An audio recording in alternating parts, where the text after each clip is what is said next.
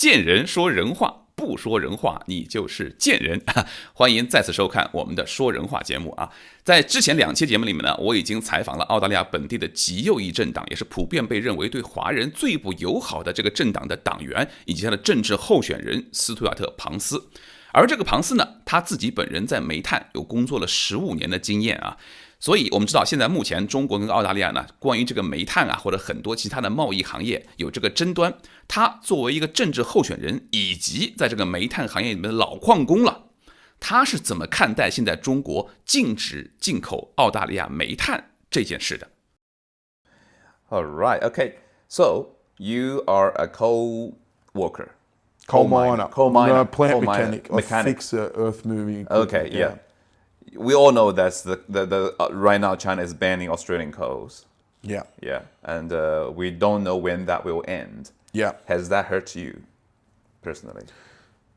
Look, we will noticed it. I don't think any ship in December left the port here at Newcastle and went to China with coal. Now, it's not unusual for them to taper off a bit in December. November, December, they usually taper off. Yeah. But they never stop. It's very unusual for zero to go over. We've had zero shipments from here and also the port in Gladstone as well in Queensland. So that's unusual and that will hurt the industry. But there is 8.2 billion tonnes of coal mined every year. We have some of the best coal in the world. Now, these companies will find alternative markets because if the Chinese it's not an infinite amount out there. There's about 1 billion tonnes of seaborne coal, right? 1.2 billion tonnes of seaborne coal, right? Going over borders by the ocean, right? Now, it's not like a road where you've got a road there and now if we want to build a road to somewhere, we've got to construct a road. You just turn the ship, right? Yeah. And the Japanese have already said, we'll take that coal. Yeah. The Chinese won't let it leave the port. Yeah. They will find alternative markets, they'll find alternative buyers, and the Chinese are going to do themselves out. They need the resources. Okay. Right? Yeah. It is difficult to renegotiate contracts and all that, but once that's done, and in 12 months' time, and the Chinese say, well, we want to buy your coal again, are you really going to end a contract with someone you've just started that's not going to lock your ships in the harbour? You know? So the Chinese are running the risk, and especially seeing as they're doing it to the barley, and then they do it to wheat, and then they're doing it incrementally. They're giving Australia time to adapt and find alternative markets for this stuff slowly. You don't think that's a good strategy? It's a fantastic thing, and we should have done it a long time ago because we have all our eggs in the Chinese basket at the moment, and that's dangerous. We shouldn't just be trading with America. We shouldn't just be trading with China, but we are. A huge portion of our trade is with China, and it's not going to hurt Australia at all to wean ourselves off the Chinese dollar at all. Okay. So in the short term, the coal will still be sold somewhere else. But the price has got to be hurt, right? And it did, but it's back now at about $80 a tonne, which is extremely profitable for a coal mine. Okay. Anything above say $70, and you're making money. Yeah. Right. Below that, you're starting to break even. Anything below say $60, the mines are doing it very tough. Okay. Some of them running at a loss at that point. But 80, you get up to 100, mate, you're making a fortune. Have a look at the iron ore. Anything over $60 a tonne, the iron ore's making money. Yeah. They're at $170, $180 a tonne. Yeah. Now, China hasn't stopped the iron ore, right? Now, if Scott Morrison was an arsehole, right, he could turn around and say, we're not shipping iron ore to China anymore, right? But I think he's smart enough to know that would cause a conflict, right? But you know, China's not holding all the aces because it's got all the money, right? It's all paper money. We have the goods and the services. We have the wine, we have the rock lobster, we have the barley, we have all the products that China wants, right? So it's like we've got a shop full of stuff. And you're out the front, you've got a lot of money. Well, if I don't want to sell you any of my stuff, who's really in front? You know? So this is reciprocal. This is meant to be this has all started because of a childish approach from China, I believe, when it was suggested that we do an investigation into the virus.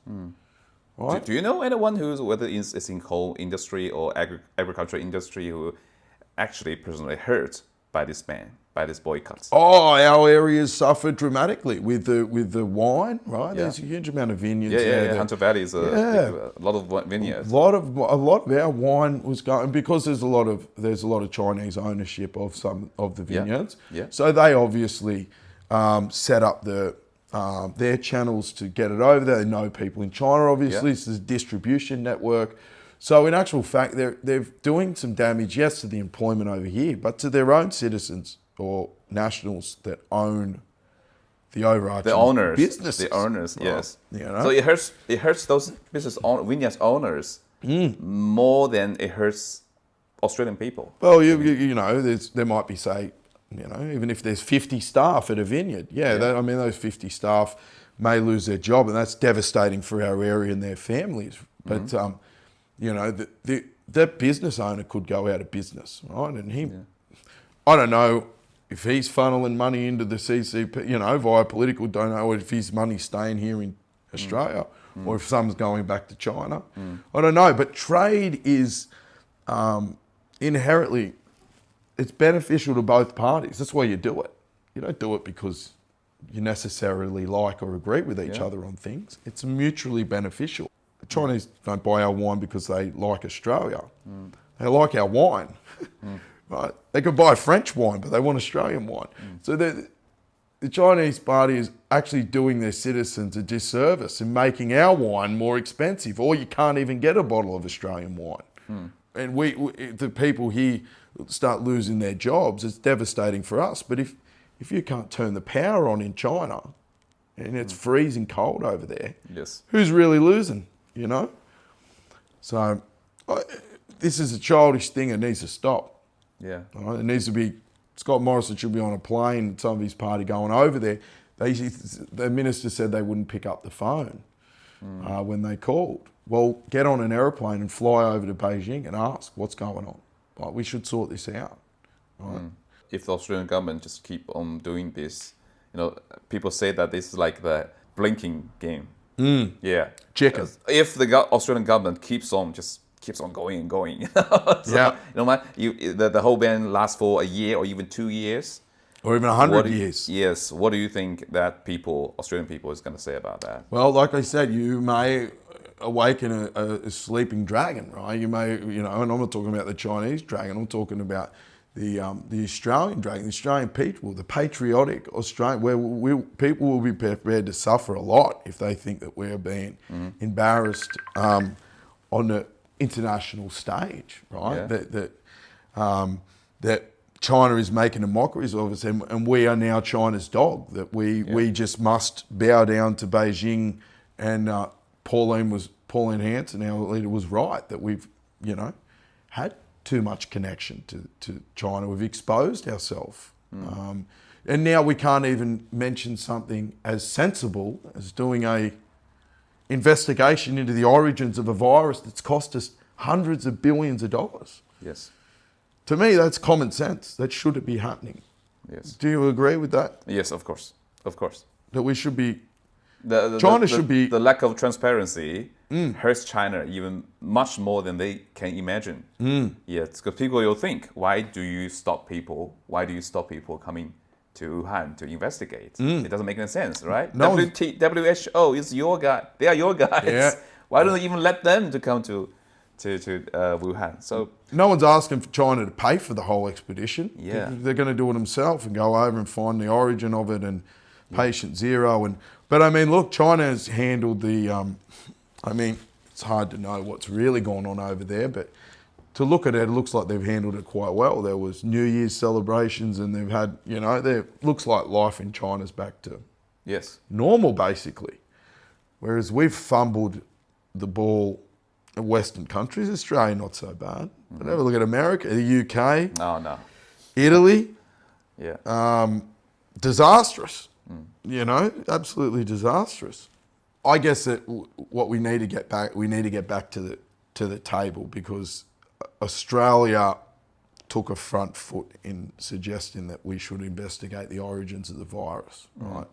If China don't back off, will you, or will the union, or will any political organizations just put some pressure on the government to maybe do more to give in? Yeah, there's one side of the political persuasion that the Labor Party is already saying that we should have be taking a bit more of a softer approach, and we should repair trade, relations, and we never should have suggested. We should have waited for America to have suggested that and supported America. And but why do we have such a common sense thing that's cost the Australian community so much? And there's millions of people have lost their jobs, and tens of thousands of businesses have closed. Thousands of people are dead, right?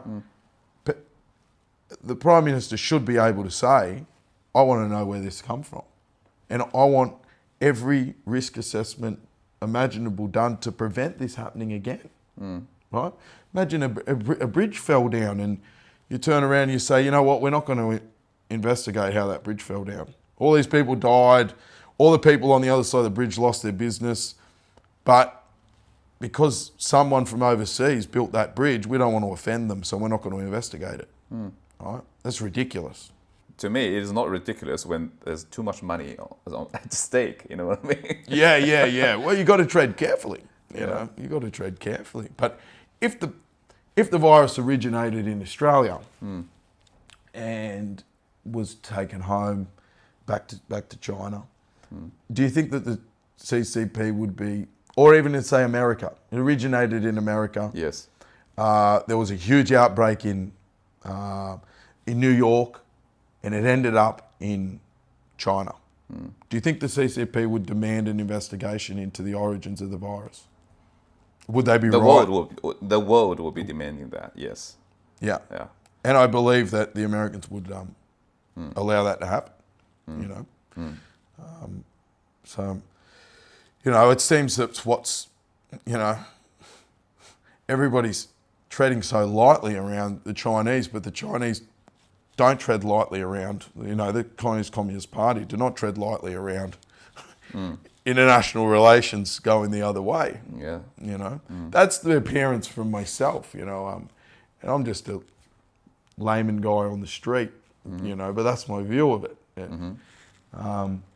But I'm sure there's probably even some people, Chinese nationals in Australia, that would want an investigation done, that lost their businesses and, that would want to know how this has happened, How can we prevent it happening again is a big one, The airlines were obviously the perfect distribution network for that to have occurred, the virus to spread.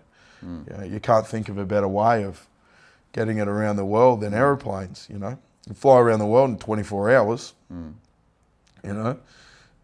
Do we need to look at more the airlines as the way of stopping it? I don't know. But without an investigation, you're never going to figure that out. So, from my perspective, and it's something that the people who voted for me would love to ask, is what do you believe that the long-term plan for Australia is in the eyes of China? I mean, is it even on their? Is Australia on their radar? I mean, it is now because we've spoken up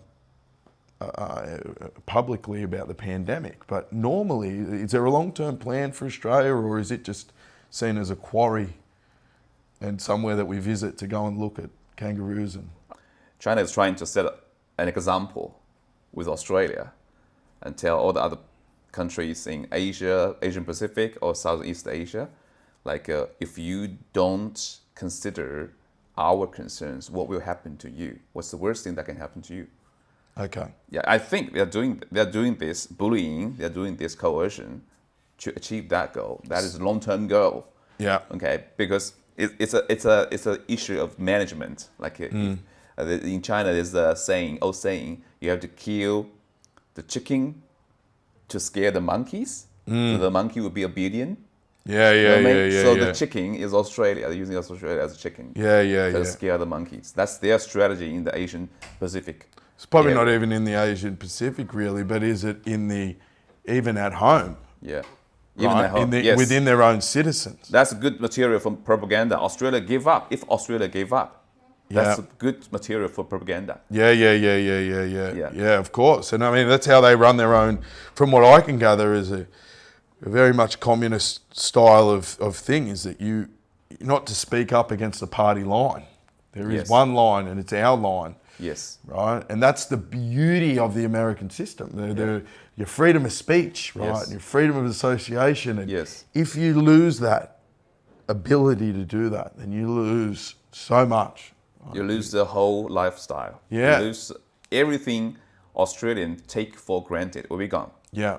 Will be gone. Yeah. Nothing else. And your speech is a manifestation of your thoughts. And if you're controlling what people say, you're ultimately controlling what they think, because you need to rethink about everything you're saying before you say it. And that's what's so bad about this cancel culture, and there's now words we can't say, and they're looking at banning the words mother and father and uncle and aunt, and they're banning them from the floor of Congress in America. Yeah. I mean, this is just the height of insanity. Yeah. I mean, this has one direction, and I don't like the direction that it's going, You know, I was asking you again and again, like at which point Australian people will give up. To me, because I'm from China, right? Yeah. I'm used to that kind of mindset. Yeah. To me, there must be a point. A breaking point. A breaking point. There must be a point. And the point will be much closer than you think, to me. But to you guys, you don't think it that way. Maybe when there's a flag, Chinese Communist flag was flying on the top of Parliament, and people might turn around and say, that's the point you think? We're done. Yeah, when they put a Chinese flag on top of the harbour bridge and there's some military commander standing up there and they go, now are you guys done? Yeah, all right, now we're done. And before that? I guess the question is, it's not at that point, right? And we're nowhere near that point, and we should never get to that point. Yeah. And we shouldn't ever be pushed to that point just so that someone isn't wrong, that they refuse to be wrong and refuse to be made look bad, should never be pushed to conflict. And that's the direction that these sorts of things can go. That's what they say, when goods stop flowing across the border, military boots will follow, right? When we can't freely negotiate and interact as people, right? Then they're setting up the premise for a conflict, right? Yeah. The point of democracy is trying to find a common ground so that we can avoid conflict. Yeah. Which means if China don't give up its authoritarian style against other countries, the conflict will be unavoidable. And it will amplify, because countries will come to, you'll be asked to pick a side, right? Yeah. And people will come to the aid of the Australian side, and people will stack up on the side of the Chinese side, and then you will have what started as something that could have been sorted out across a table between the two leaders. Could divulge into this, could be years down the track, but this could escalate, and there's no need for it to escalate, because the Australian people are a lot more proud than that. We're not going to, just because you lose a few jobs and you're not going to turn around and capitulate and say to the Prime Minister, would you just apologise and promise that you're not going to do an investigation? No one would do that? No. No one. I'm sure there would be some people that would do it, but the people that are losing their jobs, no doubt, would capitulate a bit further. But, it's a matter of pride and identity. I mean, if you do that and you capitulate to it on that issue, then what's next? I mean, do we then capitulate on the South China Sea? All right. Do we capitulate on that the Chinese should take back Taiwan? Hong Kong. I mean, what happened in Hong Kong didn't get enough press because of the pandemic, and the breaking of that agreement. I mean, that was a disgusting thing to happen, and not enough was said and not enough was done about it, I believe. Yeah. Can I ask you one last question? Because you just mentioned Hong Kong. Yeah. Would you agree with the government if they decide to let more Hong Kong people in as refugees, political refugees? I would. You will. I would, absolutely. I would, and that's, I'm just speaking for myself here, personally, because the Hong Kong mindset, the freedom of speech and the very much more the British side of things. I mean, it was a British colony for a long time until the agreement was made, and it was 50 years. They even have US flags and British flags in this protest. A huge amount of Trump supporters within the Hong Kong community, and you see the March for Freedom, and over 1 million people marching in Hong Kong peacefully.